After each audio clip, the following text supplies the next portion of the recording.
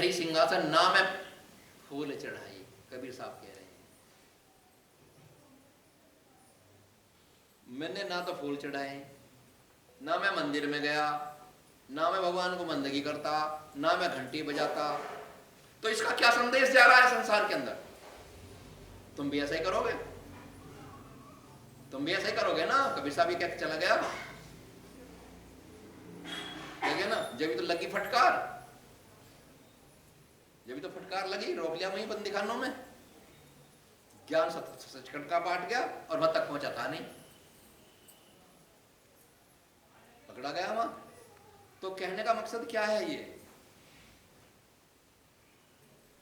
यहां जिस कार्य के लिए तुम्हें परमात्मा ने भेजा है वो गुरुओं को करके जाना होगा। शिष्य यदि उसमें शामिल नहीं होता है तो फिर गुरु निर्दोष है, फिर गुरु का कुछ नहीं बिगड़ता। और गुरु शिष्य प्रयत्नशील है, पूरी विरह में लगा हुआ है, पूरी जिज्ञासा जागी हुई है कि मैं परमात्मा को पाऊंगा पाऊंगा पाऊंगा, और उसका प्रयास जारी है, तो फिर गुरु का दोष है कि उसे पार ना करे। फिर गुरु का दोष आता है कि वो कंप्लीट था और तूने उसे अधूरा रख दिया, तो फिर वो भी दंडित है। समझ रहे हो ना मेरी बात को?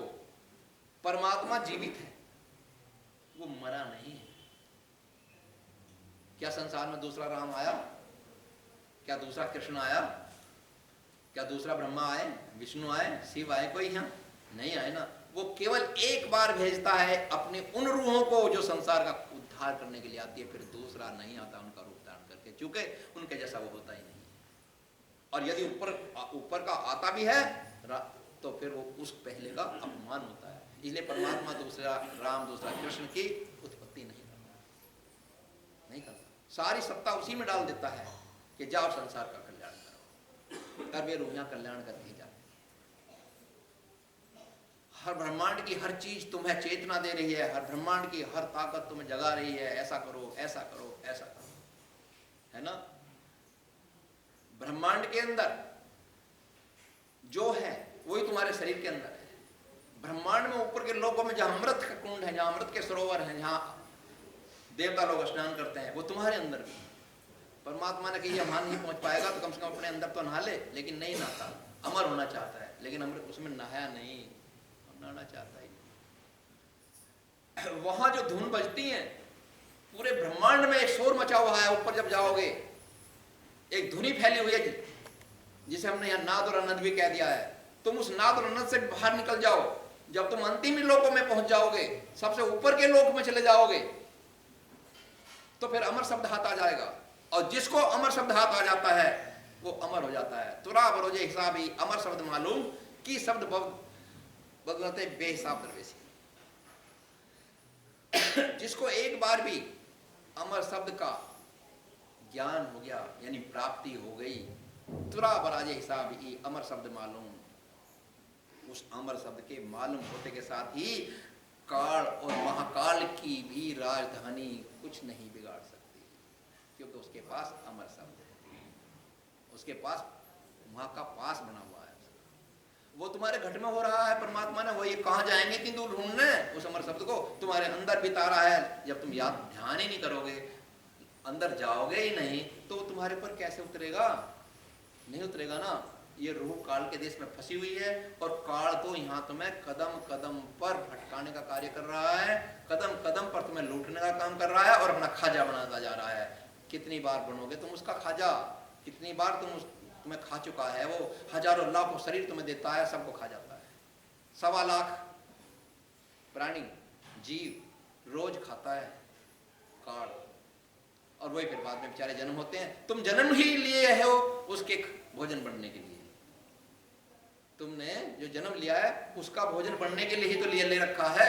अरे तुम क्यों बनना चाहते हो उसके भोजन? मत बनो, परमात्मा की शरण में चले जाओ और उसकी प्राप्ति कर लो। फिर काल हाथ जोड़ खड़ा हो जाएगा कि तो रूह मुसोगी।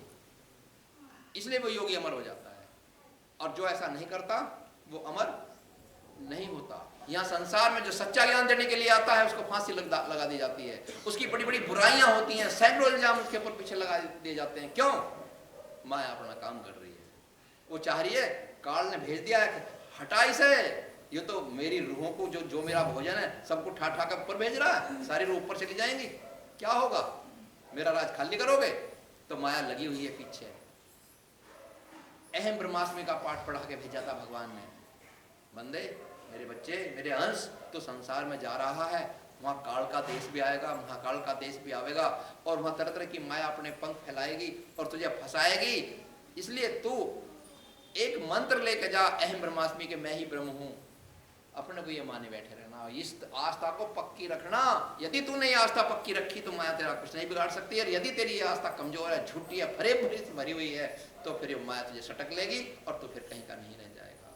इसलिए सभी ऋषियों ने, ये हिंदू धर्म में तो खासकर है कि अहम ब्रह्मास्मि के मैं ही ब्रह्म हूं कहा गया है।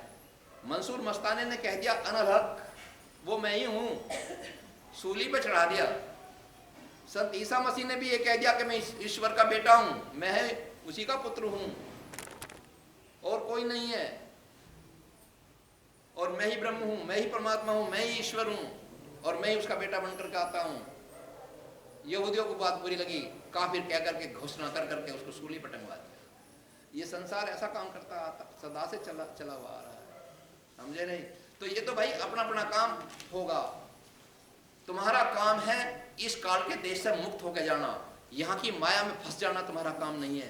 कि तुम ये मनुष्य योनि सोच रहे हो कि तुम माया में फंस करके सारे दुर्लभ सितम करने के बाद भी तुम फिर मनुष्य योनि में आ जाओगे, कोई भरोसा नहीं है।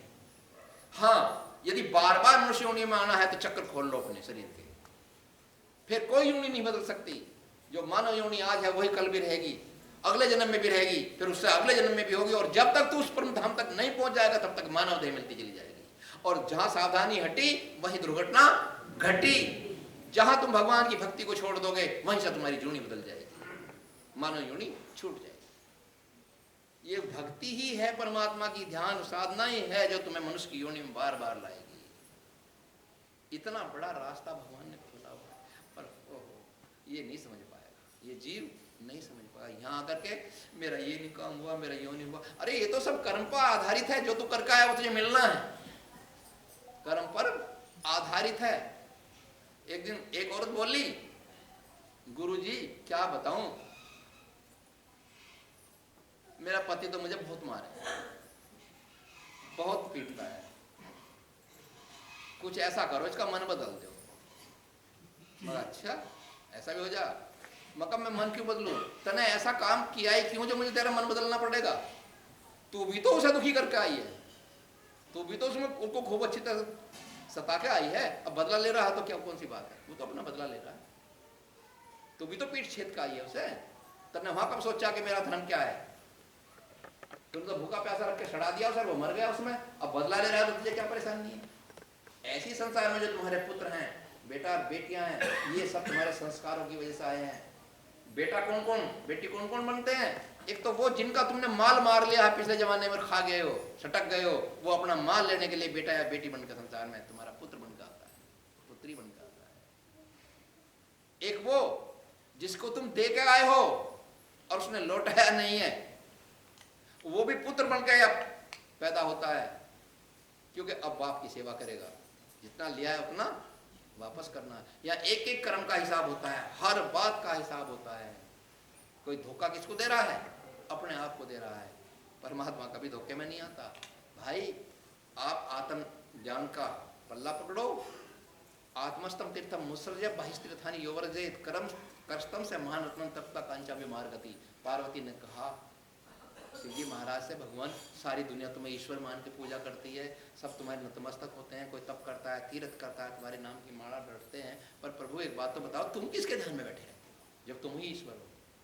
तो उन्होंने कहा आत्मस्तम तीर्थम उत्सर्जय बहिस्तीर्थानि वर्जेत करस्तम से महारत्न तत्व कांचन विमार्गति। पार्वती मैं तो उस आत्म तत्व का ज्ञान करता हूँ जो मैं अपने अंदर जाके ध्यान की योग में लीन हो जाता हूँ, और अंदर जाकर के अपने सब चक्रों को मेरे खुले हुए हैं, उनमें रोज सफर करता हूँ, ब्रह्म से रोज मिलता हूँ, परमात्मा से रोज मिलता हूँ, भाई इसे तो मेरा ध्यान मान ले।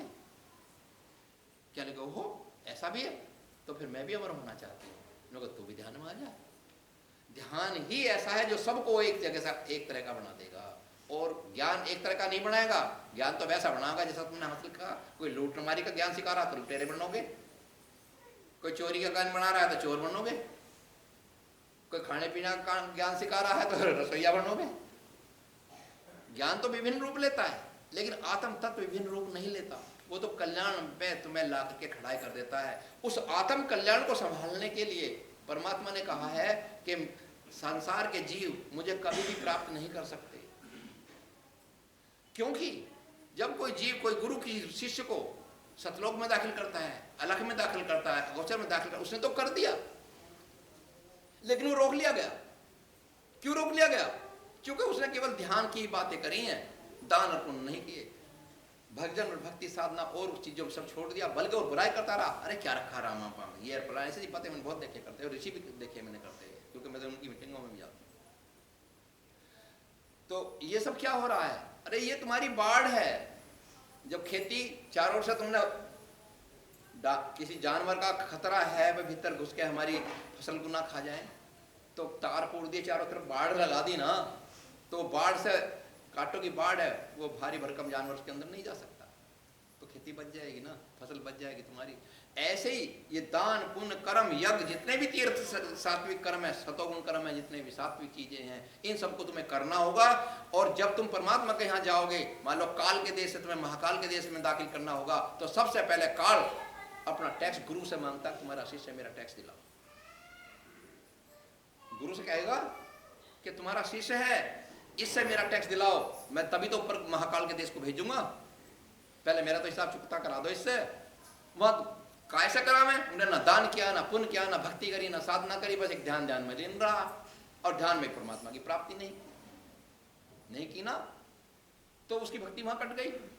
ऐसी जो मंजिल पे ऊपर जाता रहेगा आदमी, जो मंजिल पर जाता, भरी भराई कमी पैसे निकालता हुआ कहीं ना कहीं कुछ ना कुछ उसकी ऐसी कमी रह जाती है कि वो फिर संसार में वापस गिर जाता है। और कहते यही है, अगर इतनी ऊंचाई पर चढ़ के जो नजदीक से गिरेगा उसके चोट नहीं लगेगी, और जो ऊंचाई से गिरेगा चकनाचूर हो जाएगा।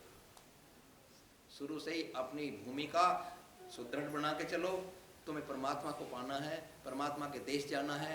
परमात्मा को अपने भजन की जरूरत नहीं है कि संसार मेरा भजन करे, परमात्मा तो इसलिए लगाया है कि मेरे भजन के कारण इसकी आत्मा का कल्याण हो जाए।